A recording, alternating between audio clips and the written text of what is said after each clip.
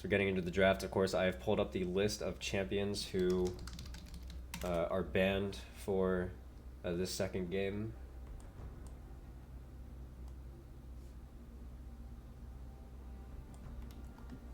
Will be interesting to see if we do get any of the priority picks banned out, or if TTV Emilya will continue to ban out picks that are lower presence, if not zero presence in this tournament, and Cho'Gath us, make us feel like they are going to go down that path yet again.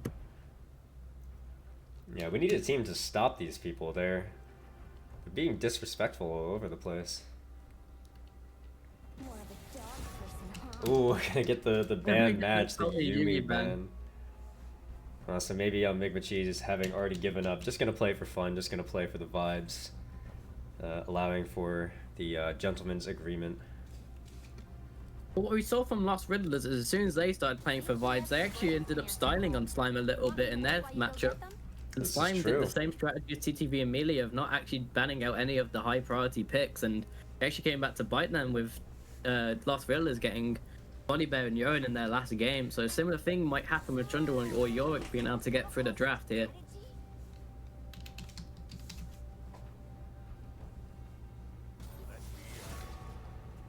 And the Jax ban coming through, that is a legit ban.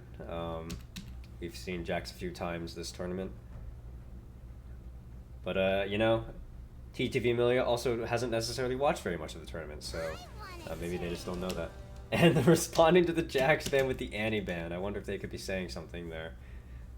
Throw back to some of the earlier matches with Zoe OnlyFans always all picking out or banning Jax and Annie. Yeah, you gotta love how League of Legends players have like 2 jokes. And the Neela first pick coming out. And this is the first time we do see it. We get the Garen response, which does mean we get to see the very famous silence spin combination. They might also go for the Udyr, which is a very safe pick for Free Julio to potentially pick up and makes them a very beefy team. Free Julio's 3rd Udyr game at this point. We've seen him be pretty reliable on that champion.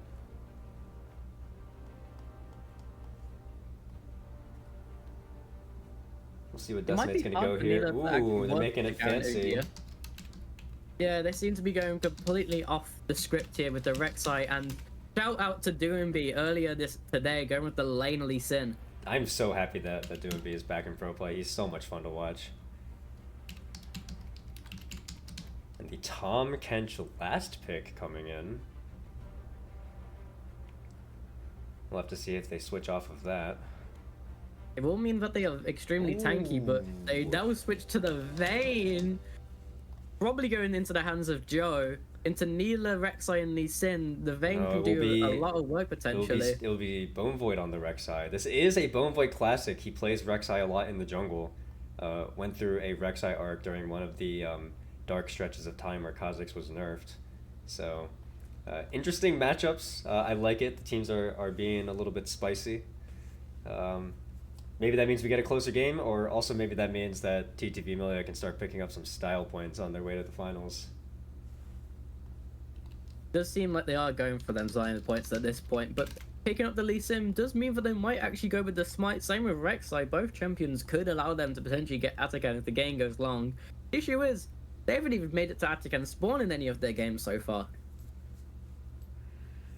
Yeah, channel point bet is up. Let's see if we see enough of 4,000 points be put down on MgmaCHEESE. Let's see what the confidence is feeling like. And now we have 170 points on MgmaCHEESE. I'm going to imagine that what's happening is that Julio's just dumping every single point he has onto his own team. Lots of respect for that. A lot of confidence in his team. But we see 5,000 points put on TTV Emilya. So these odds looking a little bit closer to what we might have expected. Now, if we look at some of these lane matchups, the Udyr and Garen pretty much are safe into every single lane matchup, but this Vayne might find it extremely hard potentially into the Rek'Sai or the Lee Sin, especially if the Rek'Sai is able to tunnel properly and sets them up, and the Vayne isn't able to clear them. And the Lee Sin, if this Lee Sin can get to 1 or 2 items, might just be able to pop off in the hands of Decimate.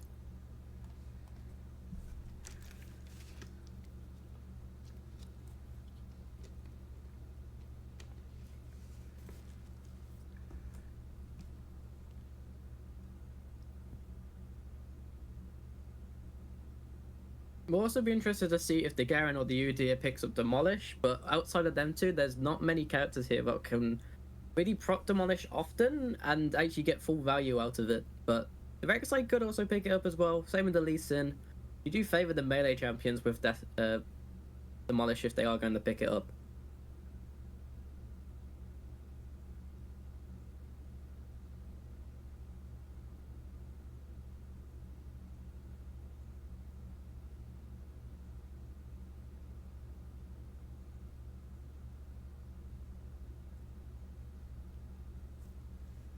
The channel point bet has been finished, so about 5,000 placed on TTV Emilya, and then the lone 170 placed on MgmaCHEESE.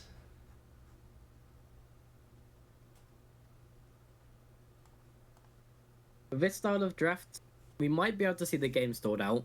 We might get past 20 minutes. Maybe. Maybe.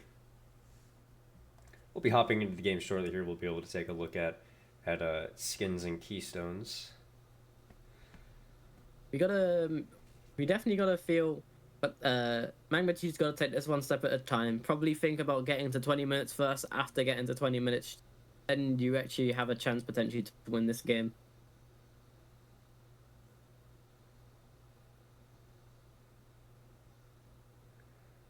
So unfortunately, while we don't get the Kazakhs for Bone Void, we do get the Rek'Sai. Maybe a better laning champion, but at least we get a Bone Void Classic. We'll be rocking the Pool Party Rek'Sai, paired with the Storm Dragon Lee Sin and the default Neela. On the other side, God King Garen, Spirit Guard, Udyr, Sentinel Vayne. So that side definitely having spent a little bit more money. Perhaps their pay to win will lead them to a victory. We're also seeing some more laning setups coming out from MgmaCHEESE with the Flash Ignite for the Garen and the Flash Barrier for the Vayne. It will be interesting to see if we do see Joe go into the Rek'Sai. I mean, he's got to honor his word, be right? the best matchup. So far, with the Garen and the Udyr going top and mid, does seem like they are going to respect it.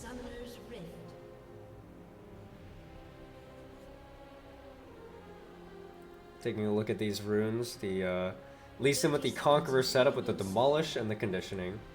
DJ Chu with also a Conqueror setup, going for the Jack of all trades Biscuits.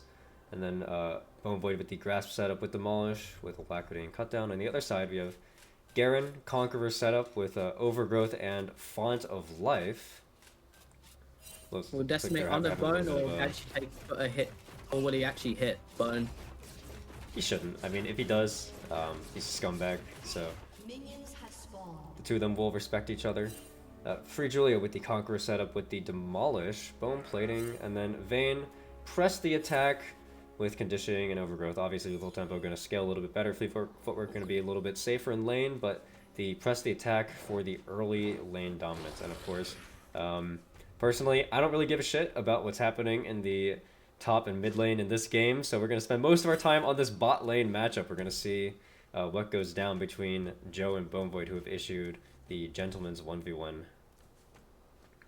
Not sure if this Vayne knows about the Rek'Sai is in this bot bush. You do have to think that the Vayne will presume that at this point, but they still can't see the Rek'Sai that they are in the bush.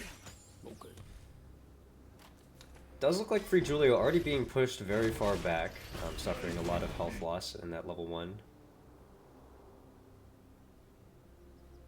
Will also be interesting to see if they go for 2 points into W, 2 points into R, or if they decide to spread out their upgrades as well.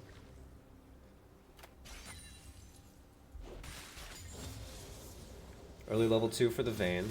Not planning to zone off the Rek'Sai, just going to let the Rek'Sai take XP for free. Might come back to bite then, potentially. If this Rek'Sai can set up tunnels and keeps getting enough XP, we do see the Lee Sin with the very early proxy farm, just to make sure that this waves keep hitting the turret. Garen is going to just charge down and silence this Lee Sin, but there's not much response damage you can get until you hit level 3. Yeah, definitely a successful proxy for the Lee Sin. Garen took the bait and ended up losing 3 or 4 minions to the turret. I actually won out in the XP trade. Slight level lead for now. See, now that Boneboy has level 3, will he go in? Condemned down. If the Rek'Sai wanted to go in with the tunnel, now would be the time. Looks like Vayne will play respectfully. Massive trade onto the Neela out of nowhere, but the Udyr is now also extremely low on mana. Also a level lead coming out for the Neela. And might even flash for the kill, does get first blood, and doesn't even go down to the turret. The level up while on the turret gives enough health to survive the turret shot. Yeah, and maybe Freljord missing out on some XP when those waves were crashing under turret. If Freljord was also level 4, you'd have to think that the Udyr would win that out.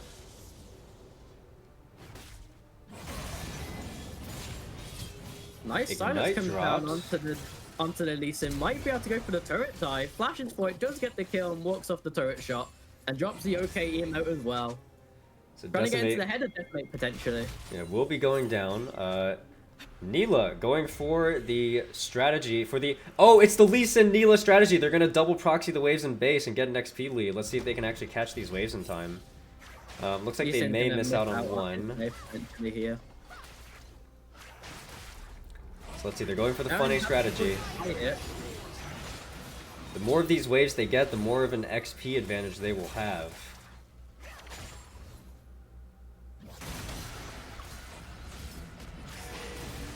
The Garen does land the silence onto the Neela. Neela's going to take a lot of damage, but no trading by the Lee Sin so far. Amazing trade onto the Udyr as well. The damage just carried out from this Lee Sin and Neela at level 4 is too much for them to handle. They're going to now proxy off the top wave, but they are going to miss out on the mid wave. So far only collected 2 of the 4 waves to go through, so they might choose to go back and collect these waves. And the clean exit from the Lee Sin and the Neela. For those who don't know, this is a very common strategy. Lee Sin and Neela, usually they would do it at level 1. Obviously, the rules of this tournament do not allow for that, but the Lee Sin and Neela would go into the base, start double proxying the waves, and then because Neela gets that bonus XP whenever she gets the CS, they can get a massive XP lead over the opponents. They do end up with the XP lead because the opponents do decide to fight them rather than tank in the waves, and you think with Udyr and Garen, maybe it's just better just to split the waves. Yes, they do fall down in XP, but these aren't characters that are reliant on XP necessarily. It is fun to see TTV Emilya playing more for content, whipping out some of these off-meta strategies. It definitely means that we get a more exciting game, at least for this early portion.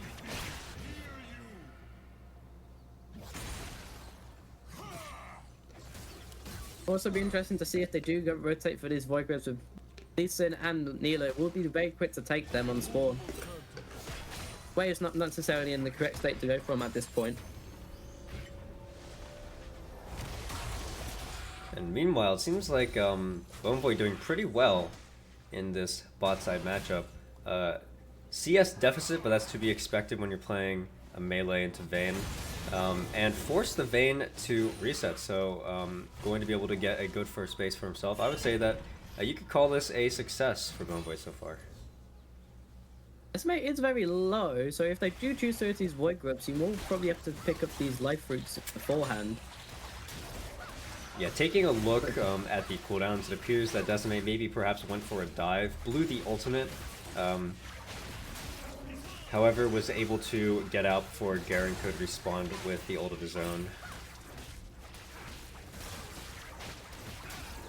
Not even sure if Bone was level 6 at the time of the dive. Maybe not. Although 7 minutes into the game, you would think that he would be. He did spend a lot of time in base, fighting off the 2-man proxy though.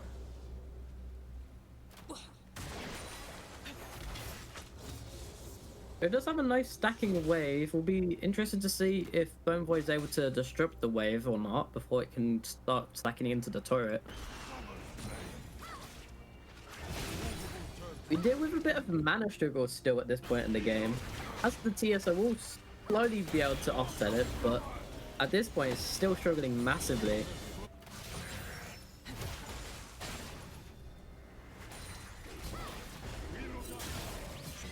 Neela with that Vamp Scepter is able to take nice extended long trades and get most of the health back that we'll be losing in the trades. Decimate does follow up on the Q, gets a nice trade so far. Not too long until he has ultimate back available. But we'll have to be careful of the Garen's ult and silence. Ultimate popped for the Vayne, still has the condemn, but Rek'Sai doing a lot of damage. Nice Vayne popping the barrier, but does not get the condemn into the wall, so Bonvoy will get the solo kill in the Rek'Sai versus Vayne matchup. Is able to collect the wave before it even hits the turret as well. That's going to be a nice way back into this lane after falling behind in the CS department. Yeah, interestingly, Joe does still have the flash up, so maybe could have played that one a little bit more aggressively.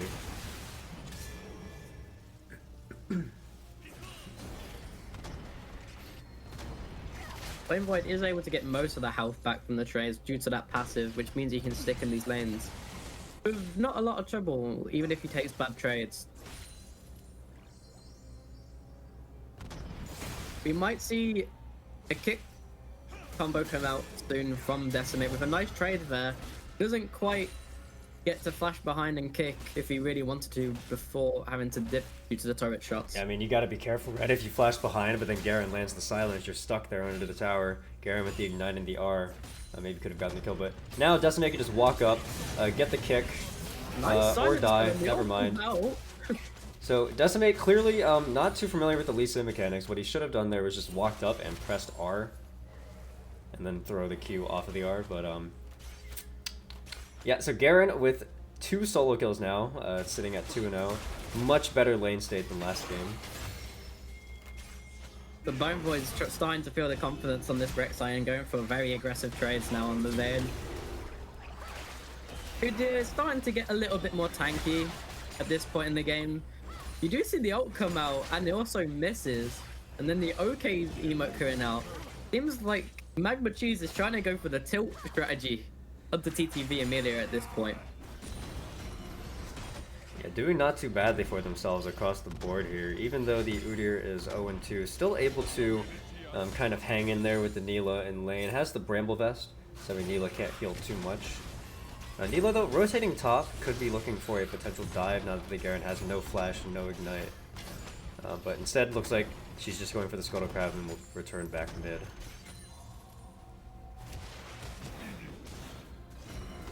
I do feel like this Vayne might struggle as this game goes on. The tempo on the top side of the map is accelerated in terms of the bot lane, and a nice all-in from Bone Void to start off with, but it ends up taking up these turrets. Goes to the Poro, but does fall before being able to get any hits back down onto the Vayne after unburrowing. So far in this 1v1 agreement, it would appear that the score is 1-1. So maybe they're having a little bit of a best of 3 of their own in the bot lane. It was a nice initial trade out of Bone Void, but it was a little greedy to go into the turret. The Vayne did have barrier available. And especially with only having the Tiamat. Of course, Tiamat, very low damage for the amount of gold that you spend on it, so maybe the Rex are having less damage than he expected to.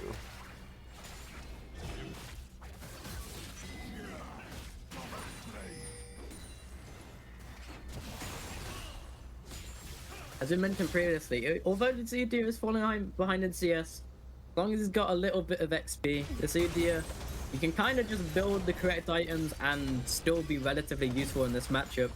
Doesn't look like they're going to go try and fight the second round of Void Growth potentially again. Udyr is posturing for it, but the Garen doesn't seem interested, and the Udyr will just eventually back off. Yeah, honestly, the fight may not have looked that bad with the Lee Sin being half health, but flashbacks to what happened last game, maybe not wanting to have a repeat. Do sadly give over all the Void Growths for free, but they're going to get some decent tower damage here in mid lane and top lane. So the Garen might go for the proxy now, and Udyr might try and cut off Nilah from getting back to wave, but chooses up not to. Bonvoy doing a lot of damage to this tower with those 6 grubs. We'll secure the Fuser strength as well with that turret.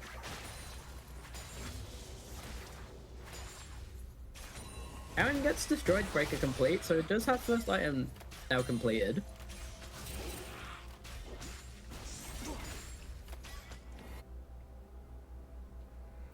of course, with Garen being 2-0, maybe can continue to go even with Lee Sin in this lane, and if that is the case, then we're getting to a point where you're gonna have to start thinking about, hey, you know, if Vayne can get to 1 or 2 items, that is an extreme mid to late game threat. But it won't be difficult to pilot. You gotta think. You gotta make sure that you are able to space out everything correctly. This Lee Sin and this Rek'Sai have a lot of ways to catch up to you, no matter how far away you do get. Then Lee Sin is choosing to fight this proxy, and it's not looking good for Bone Void. Knight's kick into the wall, stuns up the Garen, and is just secures a solo kill. Him on the mid lane, Udyr is trading into the Neela, just casually in front of his turret.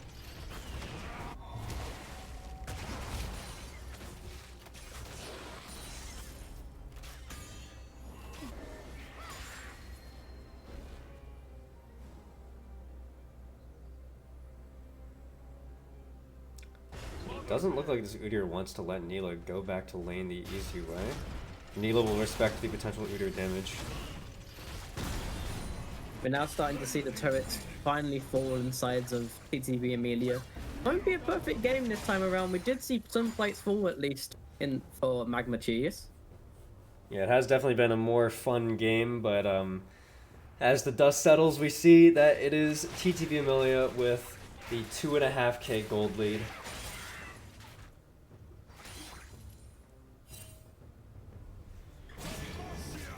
Over a 40 CS lead in mid lane at this point. With both side lanes actually relatively even, that is majority of the gold lead.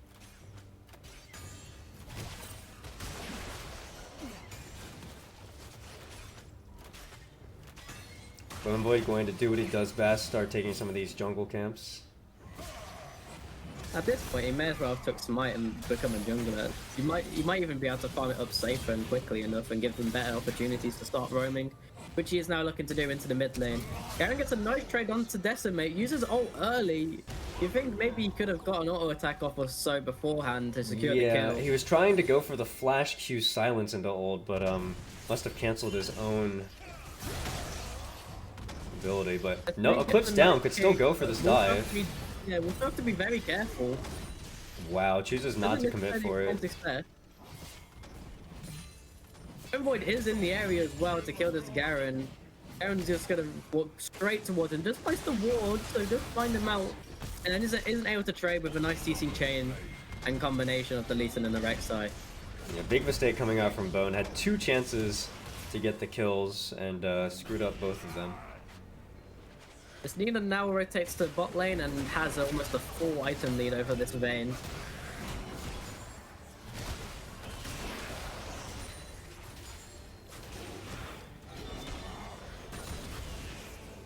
Vayne's got to be very careful with this Neela. Neela has ult, could just all in and win the trade with Collector versus Berserker's Boots and the Vamp Scepter at best. It'd be interesting to see how much gold this Vayne is sitting on. They surely are close to completing this item at this point. Yeah, sitting on about 1100. So would have the Blade of the Rune King if she chose to, but even then would still be down about 1,000 gold to the Neela.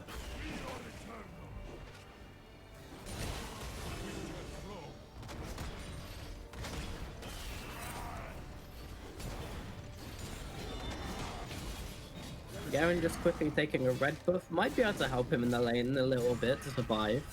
You get a little bit of extra regen and damage. And you see the Lee Sin going for the Rift Herald.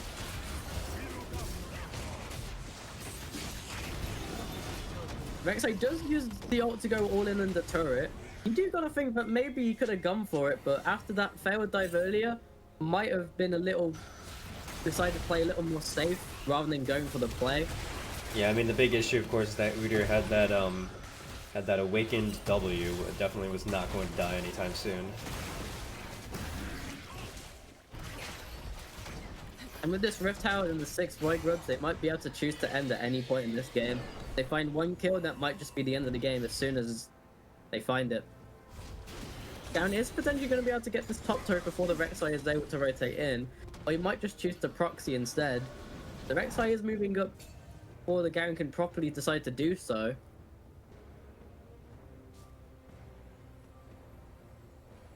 Lee Sin is caught out alone here. If the Udyr is able to get the CC onto Lee Sin, you will find the Vayne able to follow up easily. However, Lee Sin just plays it safe, goes back to turret. He's going to farm up this wave as soon as Anila comes back. Yeah, the funny thing is that they had fully committed to that, then maybe they could have gotten him, because usually Lee Sin could just ward hop, but can't currently ward hop, has the Herald in the inventory, so... Place this Herald should be dispersed in the going down as soon as the charge comes out. Yeah, and Vayne popped ultimate here, so they really have to do something. Lee Sin does also get on board the Rift Tower to push it into this turret, but they are able to kill it before it hits the turret, which just denied the turret from being threatened this early on. Lee Sin does get really low, but gets a nice Q into ult. Udyr also relatively low. Rek'Sai rotated in, wave on the turret, is only the Garen left alive. Does have ult available, but might not be able to clear the wave and get the kills before the inhibitor goes down. But nice damage onto the Rek'Sai from the turret, forces the Lee Sin away. But if it focuses too hard on the Lee Sin, the inhibitor will just fall. And yeah, it seems to be favoring the kill rather than favoring the game, and that is GG. Yeah, realizing that the game was over, just wanted to get one more kill against the GM player to his name, I suppose. But slowest game of TTV Emilya, making it all the way to 19 minutes. So Los Riddlers, I guess that's the goal, right? Just last longer than 19 minutes.